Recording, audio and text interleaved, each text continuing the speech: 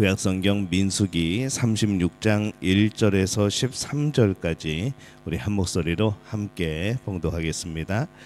요셉 자손의 종족 중 므낫세의 손자 마길의 아들 길앗 자손 종족들의 수령들이 나와 모세와 이스라엘 자손의 수령된 지휘관들 앞에 말하여 이르되, 여호와께서 우리 주에게 명령하사 이스라엘 자손에게 제비 뽑아 그 기업의 땅을 주게 하셨고, 여호와께서 또 우리 주에게 명령하사 우리 형제 슬로보앗의 기업을 그의 딸들에게 주게 하셨은즉, 그들이 만일 이스라엘 자손의 다른 지파들의 남자들의 아내가 되면 그들의 기업은 우리 조상의 기업에서 떨어져 나가고 그들이 속할 그 지파의 기업에 첨가되리니, 그러면 우리가 제비 뽑은 기업에서 떨어져 나갈 것이요 이스라엘 자손의 희년을 당하여 그 기업이 그가 속한 지파에 첨가될 것이라.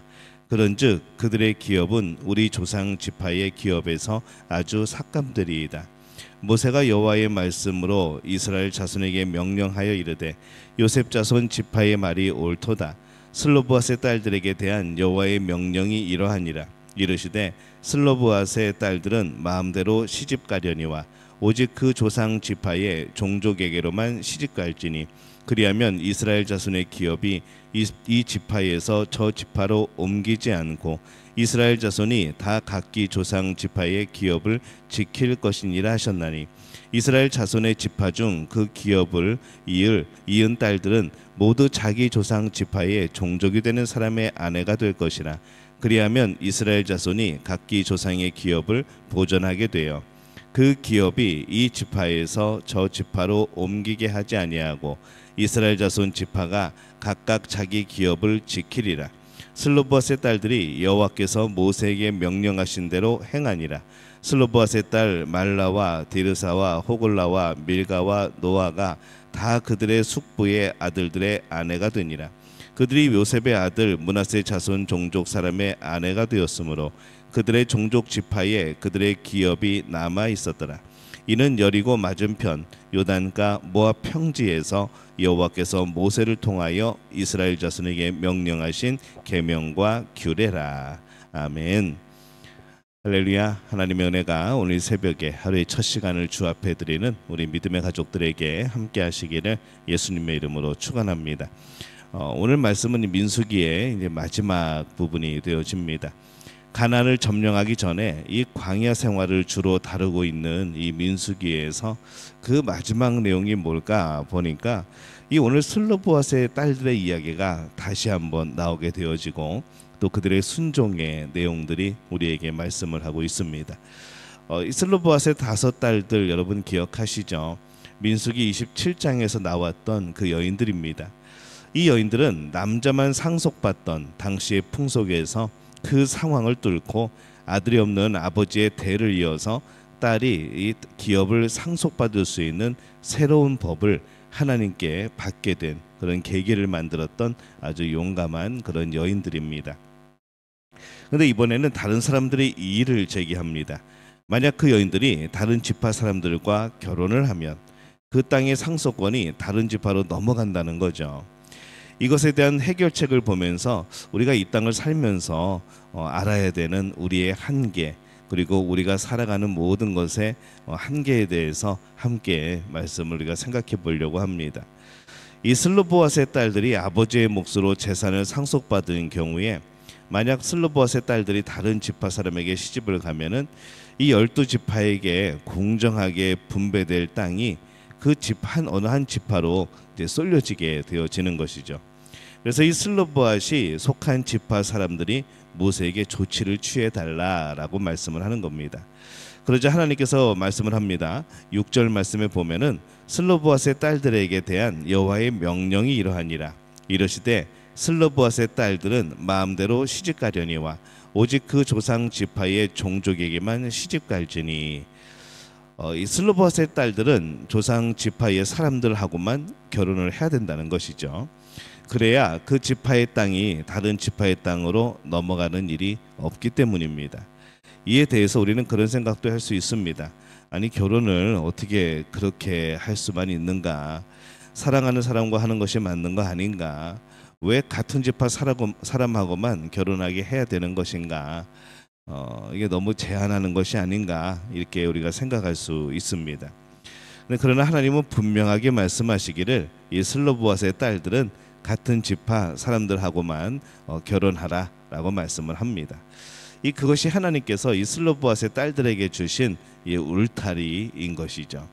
그리고 한계입니다. 근데 그 울타리는 하나님께서 주신 정당한 울타리입니다. 사람들은 자신에게 주어진 울타리를 굉장히 싫어합니다. 뭔가 경계를 만들어 주면은 그것을 굉장히 싫어하죠. 뭔가 억압되는 것 같고 아무 말 안 할 때는 그냥 괜찮다가도 이것이 하나님의 뜻입니다. 하나님께서 이런 것 하지 말라고 그러셨습니다. 라고 말하면은 뭔가 굉장히 운신의 폭이 좁아지는 것 같고 뭔가 우리의 삶을 조이는 것 같고 막 그런 답답해하는 그런 경향들이 있습니다. 근데 사실 사람이 사는 모든 곳에는 울타리가 있습니다. 법이 있는 것이고 또 규칙이 있는 것이고 또 에티켓이 있는 것이죠. 우리는 내가 내 마음대로 사랑하는 사람과 결혼하였다고 우리는 그렇게 생각하지만은 잘 생각해 보면은 꼭 그런 것만은 아닙니다. 우리가 지구상의 모든 사람을 다 만난 것이 아니죠. 이 세상의 모든 여인들을 다 만난 게 아닙니다. 하나님께서 만남을 주신 우리가 살아가면서 부딪히는 알게 된 이 적은 사람들 중에 그 중에서 우리가 선택을 하게 되어지고 하나님이 또 이끌어 주신 겁니다. 그것도 그들의 지극히 적은 행동을 보고 고릅니다. 우리 여러분이 함께 살아가고 있는 배우자를 100% 아십니까? 우리 그러지 못하죠. 지금 상대방의 이 작은 행동, 어떤 매력적인 부분, 또 내가 마음에 쏙 드는 부분, 그런 것을 보면서 선택을 하게 되어집니다. 만약에 우리가 고른 그 사람의 그때에 내가 좋아하지 않는 다른 행동을 보았다면은 선택하지 않았을 사람들도 많이 있는 것이죠. 그러게 우리가 선택하신 것이기보다는 오히려 우리가 모르는 울타리들이 훨씬 더 많습니다. 이 사람은 모두가 그렇게 한계를 가지고 이 땅을 살아갑니다. 우리는 그 한계를 오히려 감사함으로 받아들여야 하는 것이죠. 한계를 우리가 불만을 가지고 보면은 한이 없습니다. 왜 이래야 되는가? 왜라는 것이 자꾸 붙게 되어지죠. 그러기에 우리는 우리의 한계에 대해서 오히려 감사함으로 봐야 합니다. 내가 가지고 있는 이 삶의 한계가 어디인가? 그것을 감사함으로 볼 수 있어야 우리는 하나님의 뜻에 순종하게 되어지는 것이죠. 그리고 이 한계라는 것이 그 울타리는 우리를 가둬두는 것이 아니라 우리를 보호하는 겁니다. 하나님이 주신 그 율법은 우리를 답답하고 가두고 정죄하려는 것뿐만 아니라 바로 우리를 보호하는 이제 그런 역할을 하는 겁니다. 새는 하늘에서 날 수 있고 물속에서는 날 수 없습니다. 이 한계를 가지고 살아가는 거죠. 근데 그것이 이게 한계입니까? 그냥 제약입니까? 그것이 아니죠. 보호하는 울타리입니다. 새가 물속에서 숨이 막혀 죽지 않도록 하늘에 날게 하신 겁니다. 아무리 뛰어난 새도 물속에 들어가서 오래 있으면 죽습니다. 모든 창조물에게는 하나님께서 만드신 정하신 바가 있고 또 그 한계가 있고 그것을 떠나서는 살 수 없는 그러한 조건들이 있습니다. 이 하나님께서 창조하실 때에 하나님은 그들에게 맞는 그들을 자신을 보호할 수 있는 울타리를 허락하신 것이죠. 그렇기 때문에 우리는 우리에게 주어진 이 한계라는 것도 우리를 억압하는 것이 아니라 우리를 보호하시려는 이 하나님이 주신 울타리라는 것을 기억을 해야 됩니다. 울타리가 나를 가두기도 하지만은 나를 보호하기도 하는 겁니다. 이 한계는 우리를 힘들게 하는 불행한 자리가 아닙니다.